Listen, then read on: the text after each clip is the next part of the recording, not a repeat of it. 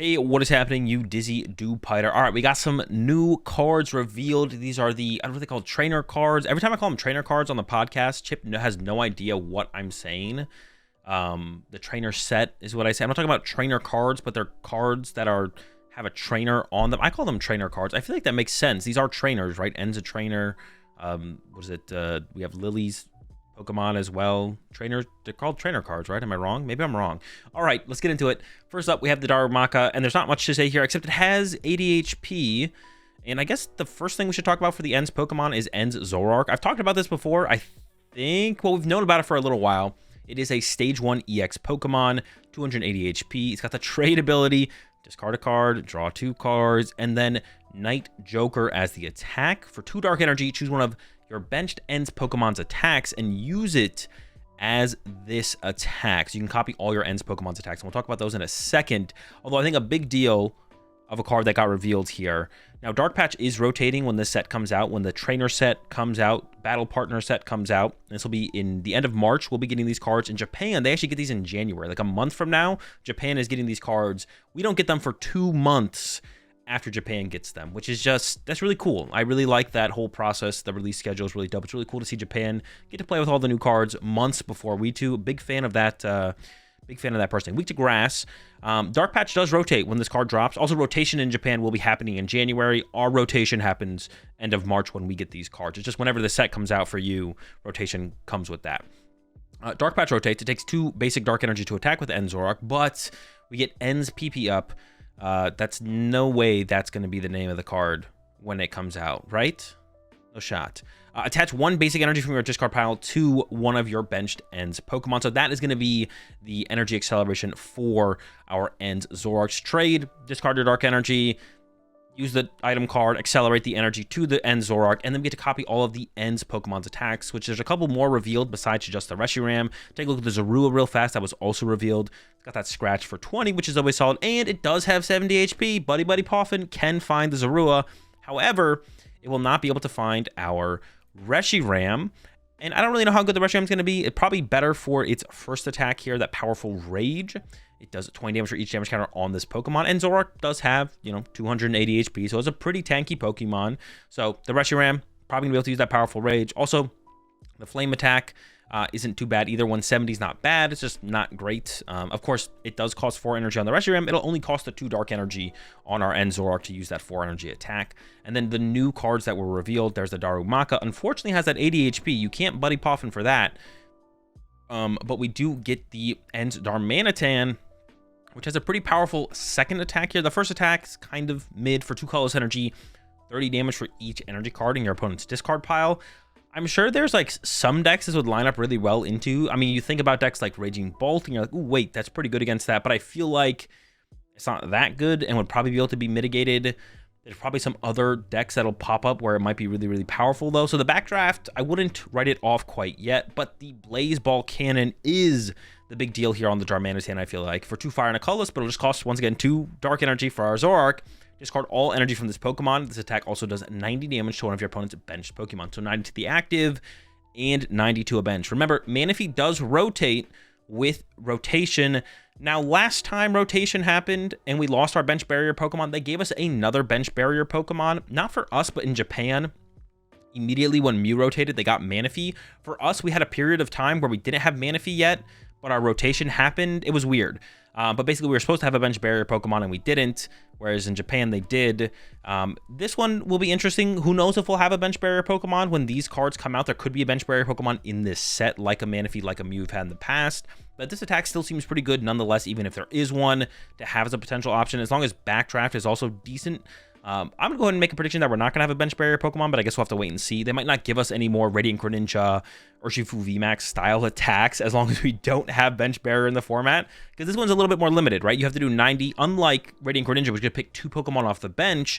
You have to do the 90 to the active, and then 90 to one of your opponent's bench Pokemon, which is still pretty powerful, especially if you pulled off this attack turn 2 going first, and your opponent has like a Zorua in their active, you could KO like 2 Zoruas on the first turn, which is still pretty good. Like, that's not a bad turn for sure. So this attack makes you think, as long as there's no bench barrier Pokemon in the format, Darmanitan will probably see play in Zoroark decks as like a 1/1 line, and you just try and set it up turn 2, or even like later in the game when you go like for a cleanup on a 2-hit KO, plus KOing an important bench Pokemon that's trying to evolve into something bigger. Yeah, I think we'll see the Darmanitan see some play in the Zoroark deck for sure.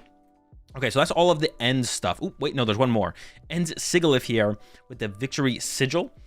If you have exactly 1 prize card remaining when you use this attack, you win this game. So, yeah, it's just a way to draw your last prize card, basically.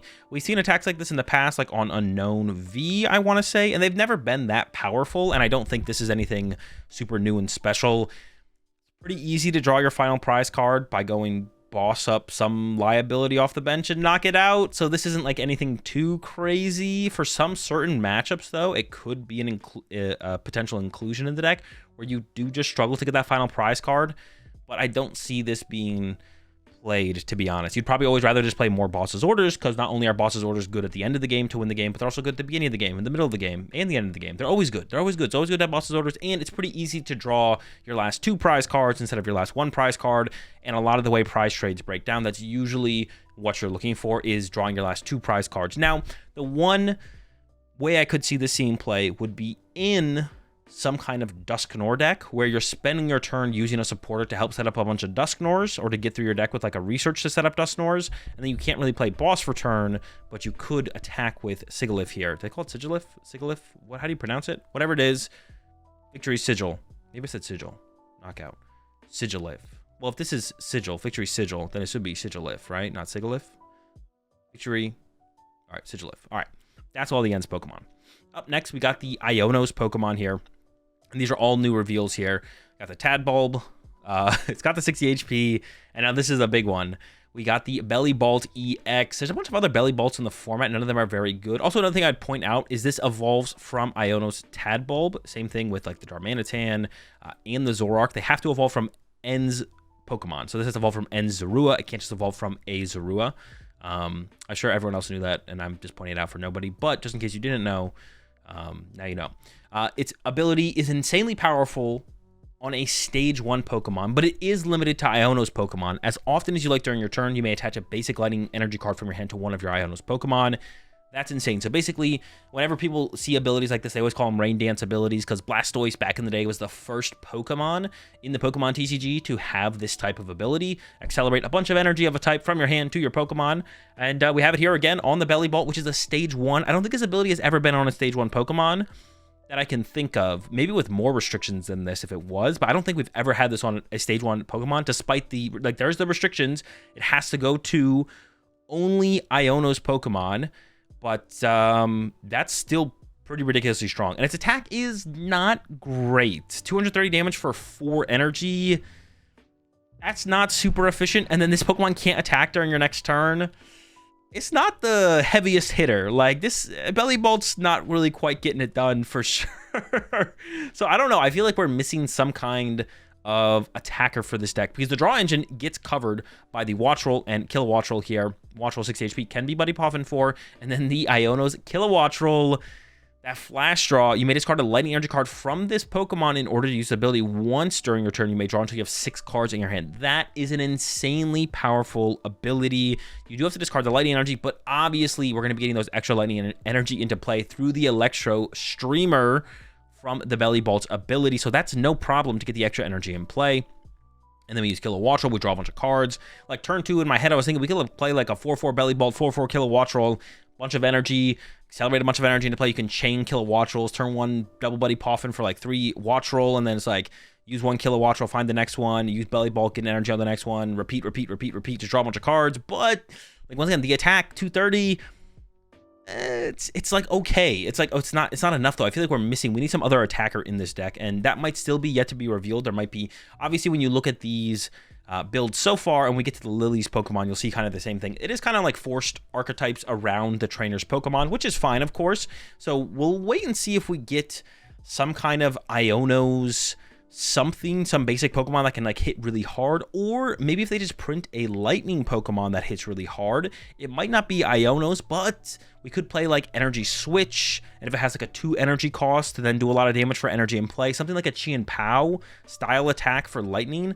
Raichu V does rotate. Before anyone mentions Raichu V does rotate. Otherwise, Raichu V would probably be the perfect partner for this deck as like a secondary attacker with some E-switches. But Raichu V rotates, so that's not going to work. So we need something else. There might be something else out there already that I'm just not thinking of, but I'm not able to think of it. So if it exists, I don't know about it. And then we'll mention this card here as well while we're talking about it, because this is obviously meant to synergize with the Bellibolt and the Kilowattrel. Maybe one of the most powerful stadiums ever. This is a super powerful stadium here. Once during each player's turn, that player may put up to 2 basic lightning energy cards from their discard pile into their hand. The synergy, obviously, with the Bellibolt and the Kilowattrel is there. This is going to be like a 4 of, at least a 3 of in every Bellibolt Kilowattrel build. The question is what attacker will go with them, because I don't think the Bellibolt's enough. I don't think it's quite enough. It might be. It might be just enough, but I don't know. You can also like Turo chain this thing. You pick it up with Turo, put it back down. It does have 280 HP, makes it pretty tanky. But if you punch like with a Thunderous Bolt into like a Zoroark, they're just going to go, all right, cool, powerful rage, knockout, and you're toast, right? So yeah, Bellibolt doesn't feel like it quite cuts it. But yeah, obviously getting super powerful cards in the Kilowattrel and the Stadium card here. So it's just kind of waiting for, it just needs a little bit more. I think it needs a little bit more. It needs some kind of attacker to go with it. But yeah, insanely powerful Stadium. Kind of reminds me of Giant Hearth in terms of like power level. Giant Hearth is a broken Stadium. Discard a card from your hand. Search your deck for 2 fire energy cards. This one, of course, is getting lightning energy, and it's coming from the discard pile. But on that same power level, it feels for sure. Any card that gets 2 cards, just like any card, like a 1 for 2, it just always feels insane. Obviously, like Giant Hearth discarded a card from your hand to go with 2 out of your deck. But even then, it still felt insanely good. All right, let's get on to the Lillie's cards here. First, we have the Lillie's Comfy Flower Invite. Search your deck for any number of basic Lillie's Pokemon and put them onto your bench. Then shuffle your deck for a colorless energy, so not bad. Got that Fade Out for a Psychic. You can put this card in all cards. Put this Pokemon and all cards attached to it into your hand for 30 damage. And then we do have the Lillie's Clefairy EX. Now, we've already seen this card before. This was revealed at Worlds, but it's got that Fairy Zone. The weakness of each of your opponent's Dragon Pokemon in play is now Psychic. I don't know what this is lined up to be a potential play against. Regidrago V-Star rotates when this card comes out. So, and then Full Moon Rondo for a colorless and a Psychic. 20 damage for each bench Pokemon, both yours and your opponent. So at least 120 damage. They'll probably have at least 1 bench Pokemon. So we're looking at 140. We could get Area 0 involved in play as well. We could play this with some Terra Pokemon. But the big card that was revealed for Lillie's Pokemon is definitely Lillie's Pearl. This card is insanely powerful. We've seen this in the past, though. I believe there was a tool card that worked with Sylveon EX, but I think it was reduced Sylveon EX's HP by 100. But one thing you'll notice about Clefairy, it only has 190 HP. It's not tanky compared to the Bellibolt or the Zoroark. Only 190 HP on a 2-prize EX. Oh, it's a basic. Why did I think this was a stage 1? Did I say it was a stage 1? This is a basic. Why did I think it was a stage 1? What? All right, it is a basic, which definitely helps its case. That's crazy. What is the evolution of this one? What's the evolution of Clefairy? Clefable? I thought it was a Clefable. No memes, no lies. All right.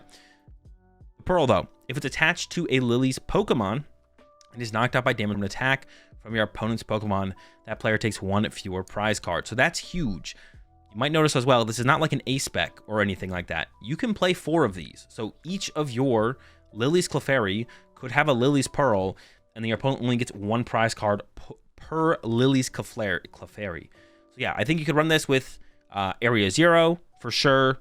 Probably some Terra Pokemon, maybe Terrapagos, maybe the Ogerpon, just because it's harder to hit the Ogerpon than it is like a Terrapagos. We need some form of energy acceleration. Zatu maybe gets involved. I'm not sure where we're going to get our extra energy from. We need some E-Switch plus Trumpet is also an option. And then you get all your Clefairies in play. They all get a Lillie's Pearl. You know, we're not giving up more than 1 prize card per Clefairy. I'm sure there'll be more Lillie's cards that come out. So the Clefairy is probably just the start. There's probably more to come for sure.